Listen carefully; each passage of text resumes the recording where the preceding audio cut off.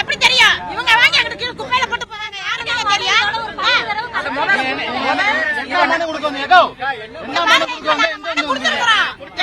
வேணும்னு சொல்லி நாங்க மனு கொடுத்துருக்கோம். இது எங்களுக்கு ஆபீஸ்ல இருந்து போன் பண்ணலன்னா அடுத்து நாங்க இங்கதான் வருவோம். 50% தான் போட்டுருக்காங்க போன ஆட்சியில. லெப்ட் சைடு ஃபுல்லா இதாயிருச்சு.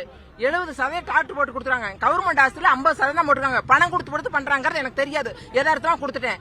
இப்ப அப்படியே ஒரு சைடா ஃபுல்லா இதாயிருச்சு. 2 வருஷம் நான் படாத கஷ்டப்படுறேன். நான் என்ன பண்ணுவேன்? மனு கொடுத்தா கொடுக்கணும் இல்லையா? இன்னும் உங்களுக்கு வெயிட்டிங் இருக்குது, கரண்ட்ல இருக்கு. நானும் நடக்கிறேன். இதுக்கு முதலமைச்சர் தயவு செஞ்சு கும்பிடுறேன். எனக்கு ஆக்சிடென்ட் எடுத்து கந்தசாமி மல்லியா கொடுத்துருக்கிறேன். தயவு செஞ்சு இதை பார்க்க சொல்லுங்க. எந்த ஹாஸ்பிட்டல்? எங்க வீட்டுலதான் இருக்காரு. வீட்டோட 2 வருஷம் ஆயிடுச்சு. பண்ணி கூட வீட்டோட இருக்கிறாரு. மருத்துவ வசதி வேணும் அவருக்கு. ஸ்டோக் பிசியோதெரபி கொடுக்க எதுக்குமே எனக்கு வழி இல்லை. நான் என்ன பண்ணுவேன்? அதுக்கு தயவு செஞ்சு சொல்றேன். எத்தனையோ அதை பாக்குறீங்க.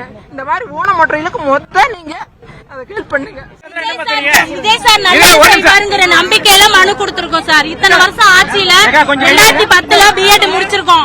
சாதி எனக்கு கேட்காது, ஆபரேஷன் பண்ணதுனால கேட்காது. அவர் வேலை கிடைக்கும்ங்கிற நம்பிக்கையில இவ்வளவு கும்பலையும் கஷ்டத்திலயும் வந்து கொடுத்திருக்கோம். நல்லா இருக்கணும் முதலமைச்சர் சார். வருஷம் அவங்களுக்கு மனு கொடுத்துட்டு இருக்கோம். இன்னும் எதுவும் தகவல் கிடைக்கல. அவர் நல்லது செய்வாருங்கிற நம்பிக்கையில நாங்க இந்த தமிழ்நாட்டுல நாங்க கொடுத்துருக்கோம் சார். நல்லது செய்யுங்க. எனக்கு அப்பா அம்மா இல்ல, இறந்துட்டாங்க. அக்காவும் இல்ல, இறந்துட்டாங்க. இப்ப நான் ஒரு ஆளா தான் இருக்கேன். எங்க அப்பா டிரைவரா ஒர்க் பண்ணாரு. கவர்மெண்ட் இதுல அரசு போக்குவரத்து துறையில ஒர்க் பண்ணாரு.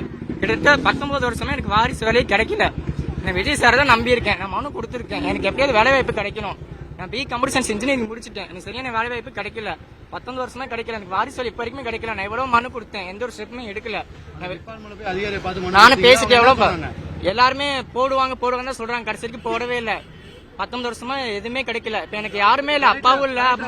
எல்லாமே கொடுத்துட்டாங்க சார். எதுவுமே ஸ்டெப் எடுக்கலங்க சார். சார் எல்லாமே போட்டுருவாங்க. இப்ப வரைக்கும் போடவே இல்ல. நான் விஜய் சார் தான் நான் நம்பி இருக்கேன். அப்பாவும் இல்ல, அம்மாவும் இல்ல, அக்காவும் இல்ல. என்னோட வாழ்வாதாரத்துக்கு இந்த வாரிசு வேலையை வாங்கி கொடுங்க. நான் இன்ஜினியரிங் முடிச்சுட்டேன். எல்லாமே விஜய் சார் கையில தான் இருக்கு. என் பேர் மாதேஸ்வரன். நான் ஈரோட்ல இருந்து வரேங்க.